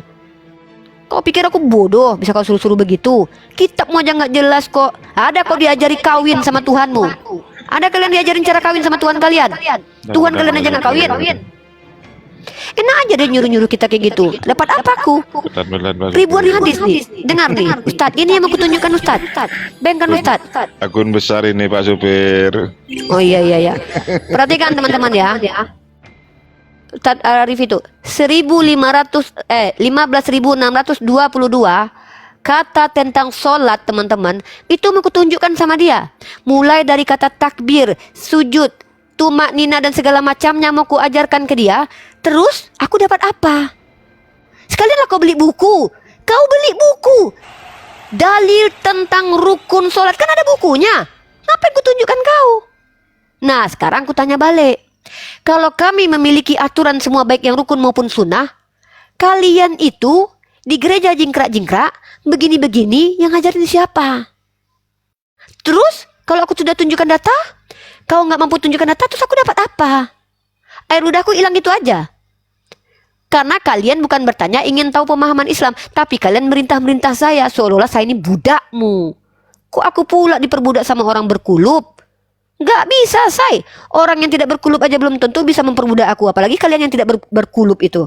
Najis aku diperbudak sama kalian. Lanjut, bertanya aja kalian. Itu bukan bertanya tapi nyuruh-nyuruh kau. Kau pikir aku budakmu apa? Silakan. Waalaikumsalam warahmatullahi wabarakatuh. Oke, Bang Kaisar, di handle dulu Bang Kaisar, lanjut tuh. Jadi moderator. Saya ada yang kerjaan dikit. Giliran ditanya satu dalil aja, nggak mencret, nggak bisa jawab. Ya teman-teman ya, kita ini room edukasi, bukan room di mana mereka bisa mana dalil ini, mana nama Hawa di Al-Quran, mana dalilnya Nabi Muhammad disunat, mana ininya man. Apakah ada selama ini manfaatnya ketika kita tunjukkan, bahkan Sayyidah Aisyah sendiri mengatakan Nabi Muhammad disunat, ada nggak? Diulangi nggak pertanyaan itu? Diulangi pertanyaan itu kembali. Jadi intinya teman-teman, ini room edukasi, tempat kita berbagi pemahaman. Gini loh cara memahami ayat ini loh Al-Quran. Mana? Tunjukkan data ini. Mulai dari sholat. Aku adalah orang yang tahu banget loh tentang sholat. Ditanya apa etimologi sholat aja dia nggak paham. Binatang kalian.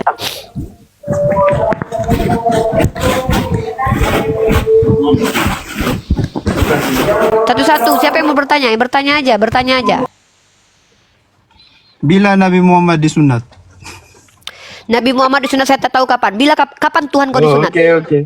Kapan Tuhan kau disunat? Siapa yang lihat Tuhan kau disunat? Ada yang meraba burung Tuhanmu sehingga tahu dia disunat atau tidak? Siapa yang ngintip burung Tuhanmu sampai kau tahu dia disunat atau tidak? Apakah Tuhanmu itu betul-betul disunat atau tidak? Siapa yang lihat burung Tuhanmu ketika dia disunat? Cepat kau katakan sama aku. Siapa yang menyentuh burungnya sehingga tahu kalau itu sudah tidak lagi berkulub? Siapa orangnya? Sebutkan namanya. Ingat tapi Siapa orang yang telah menyentuh burung Tuhanmu sehingga tahu kalau itu tidak berkulub lagi? Siapa laki-laki dan perempuan yang telah melihat burung Tuhanmu sehingga tahu kalau dia sudah tidak lagi berkulub? Kalau nabiku istrinya. Nabiku istrinya yang mengatakan beliau telah bersunat. Kapan bersunat? Saya tidak tahu karena itu tidak dituliskan. Sekarang aku tanya balik. Siapa laki-laki dan perempuan? Siapakah? Jangan lari dulu ke poligami. Bahas dulu tentang sunat. Siapakah makhluk baik dari hantu belau sampai manusia yang telah melihat kelamin Tuhanmu sehingga tahu kalau dia sudah tidak berkulub lagi? Siapa namanya? Lukas, dipegang Lukas burung Tuhanmu sampai dia tahu kalau dia tidak bersunat. Mana aku Udah tahu? bersunat. Lalu Yang saya kenapa tahu. kau tanya? Kenapa kau tanya sama aku kapan nabiku bersunat? Apa manfaatnya bagimu itulah. sementara kau tidak tahu siapa yang melihat burung Tuhanmu telah disunat? Apa gunanya kau bertanya ini? Lepasnya 72 bidadari lah. Oh iyalah, daripada di Kristen itu bersama dengan pesundal. Apa masalah dengan bidadari cantik daripada dengan pesundal? Mungkin kau lebih senang dengan pesundal, biar nari di atas tari tiang. Ya, kalian nanya-nanya nabiku disunat, kalian yang lihat Tuhan kalian disunat, emang siapa? Dada ya kalian ini. Diskusi bagus-bagus, ku bilang. Ketika kalian di sini hanya ingin menjadi penghujat, kulayani kalian. Belajarlah menghujat yang benar sama Edis. Belajar menghujat yang benar sama Sofiatul. Masa belajar aja menghujat aja nggak profesional? Maksimal kalau menghujat itu sekalian. Biar tahu kami mencop kalian sebagai siapa di dunia ini. Biar tahu kami nanti kalau bertemu kalian di jalan, oh ini dia yang penghujat yang bicara tanpa data. Kalau kami tunjukkan penghujatan kami, ada tidak kami menghujat Tuhan kalian?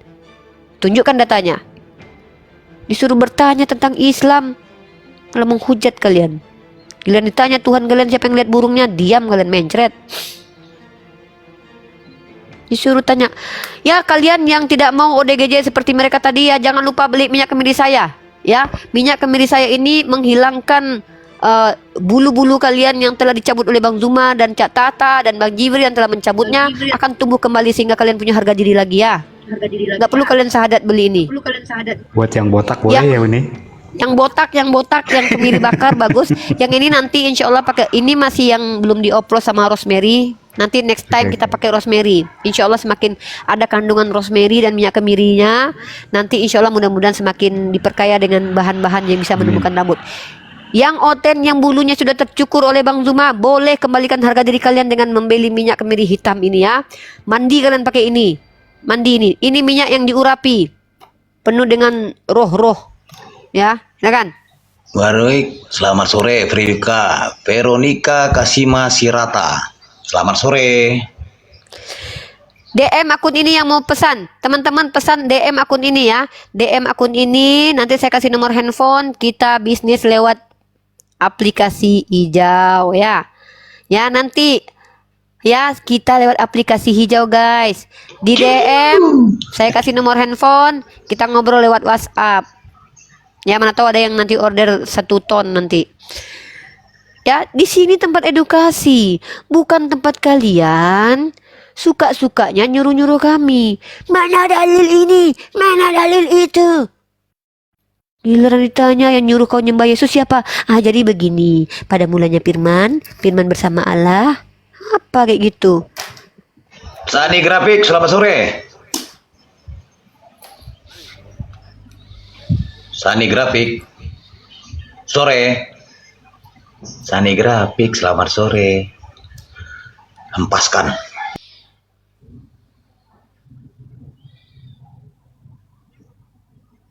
Ya, selamat sore Cahaya Taylor. Cahaya Taylor. Kenapa kalian ini, woi? Mereka itu nggak peduli ya. Nggak peduli mereka, yang penting mereka bisa menghujat Nabi Muhammad. Mau Tuhannya ditunjukkan secara data terkutuk pun mereka nggak peduli ya. Kalau aku udah malu loh, wah gila, aku tuduh nabinya ternyata Tuhanku lebih terkutuk. Ya kan? Kalau kita normal ya, wah saya masuk ke komal itu, saya lagi ngejek-ngejek nabinya, ternyata Tuhan saya yang terkutuk, Tuhan saya yang dilecehkan, Tuhan saya ngambil keledai. Tapi mereka nggak peduli itu, karena sejatinya mereka nggak peduli Tuhan mereka dipijak. Mereka nggak peduli teman-teman. Yang mereka butuhkan adalah bagaimana cara menyakiti umat Islam dengan baik dan benar agar kita bereaksi. Maka reaksi kita nanti itu akan ditembak nanti. Oh itu dia playing victim mereka nanti. Tengok tuh si Riva berat. Penjajah ya ini ya. Seperti itu. Rata-rata begitu selamat Bang. sore. Selamat sore En. Bang Jalen selamat sore. Selamat sore. Oke, mau diskusi santun abangku ya dengan Uni Riva silakan. Siapa duluan nih, Bang En atau Bang Jalen? Sani Grafik, kalau kau mau nongkrong di atas sini nggak bersuara, mending kau di rest area turun. Ya, Bang En atau Bang Jalen nih, siapa yang mau diskusi nih? Ya, buat yang di bawah, yang Muslim tolong ditarik permintaan naiknya. Ini berat ini HP-nya. Berat HP-nya nih. Ya, jangankan HP host, HP saya aja berat ini. Yang buat yang nih ya, yang di bawah, yang muslim tolong ditarik permintaan naiknya. Oke lanjut. Nanti dulu ya teman-temanku, musliman, muslimin, muslimat, nanti dulu ya. Ya Bang En, silakan. Mau diskusi apa ini kita Bang? Ada mau dipertanyakan? Bang En? Dari Deno mana Bangku? Apalah kok gini kelakuan kalian? Kurang lebih kayak anak PAUD kalian gue tengok.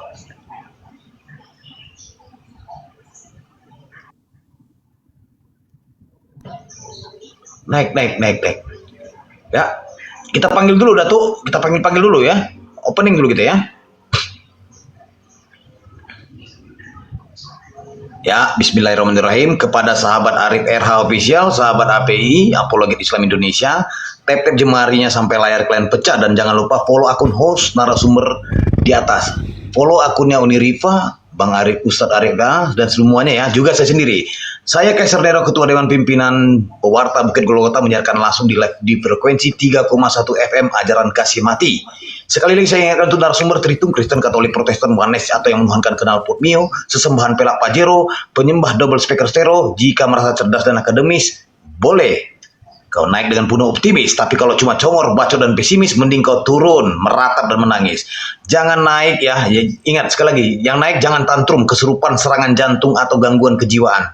Diskusi itu bantah dengan dasar menggunakan dalil dan data. Paparkan dengan baik. Narasi, literasi, kolerasi, komparasi. Jangan gunakan asumsi, diksi-diksi, potongan terasi, kontrasepsi, cekcokologi, apalagi geoblokologi.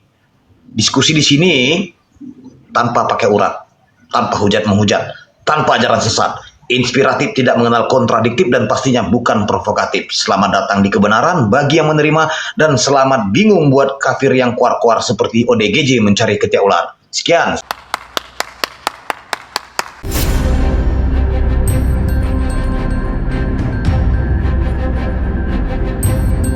The religion of Jesus was Islam. Because with Allah, there is only one religion. He says, Inna ad-dina inda Allahi al-Islam.